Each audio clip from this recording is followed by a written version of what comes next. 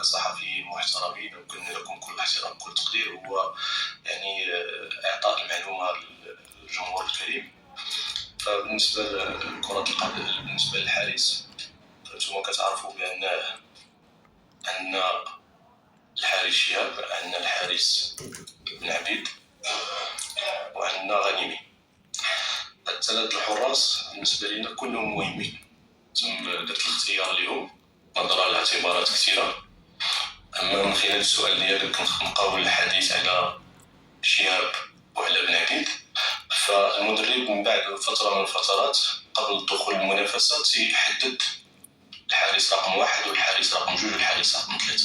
الحارس رقم 1 اللي حددو وحب ضرب به هو بن عبيد، الحارس رقم 2 هو شهاب.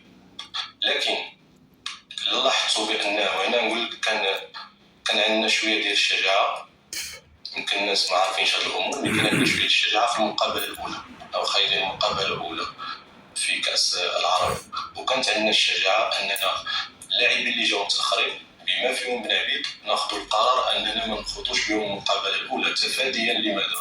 مرة أخرى تفاديا للأعطاب، تفاديا للعياء، من فاصون دو جيري لو جروب بوغ المقابلة الثانية والثالثة، مع العلم أن مدرب آخر يقول لك أنا ديروني بالأوراق ديالي كاملة في المقابلة الأولى كيهموني 3 نقاط. لكن الحمد لله حنا كانت عندنا من الشجاعة باش أننا نثقوا في نفوسنا ونثقوا في اللاعبين اللي غادي يبداو كذلك، بأننا رغم أننا غادي نديروا هاد لو شوا، هاد الاختيارات ديال كارتي ما نلعبوش ولو دقيقة، الاختيارات ديال منطيق ما نلعبوش ولو دقيقة، الاختيارات ديال حمد الله وديال سعدان نعطيوهم بعض الدقائق، الاختيار ديال الحارس ما عندوش علاقة بالعياء أو يمكن ليس الحارس أقل هاد الريسك هذا، ولكن تفاديا مع السفر مع لا كونسونطراسيون كذلك تبدلنا في شهاب جعلتنا أننا نديروا هذا الاختيار رغم أن الحارس رقم 1 نديروا الاختيار المقابلة الأولى. وهذا الشيء كان فيه لي حديث مع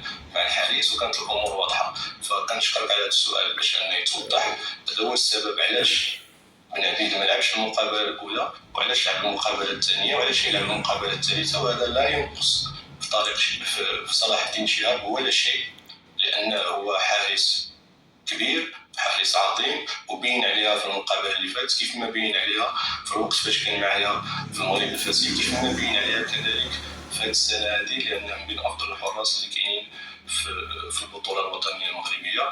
لكن هذا هو حقيقه ديال هذه النقطه ديال الحراس. شكرا. بسؤال اللاعب اللي عنده سؤال اللاعب يتفضل فيه. تفضل.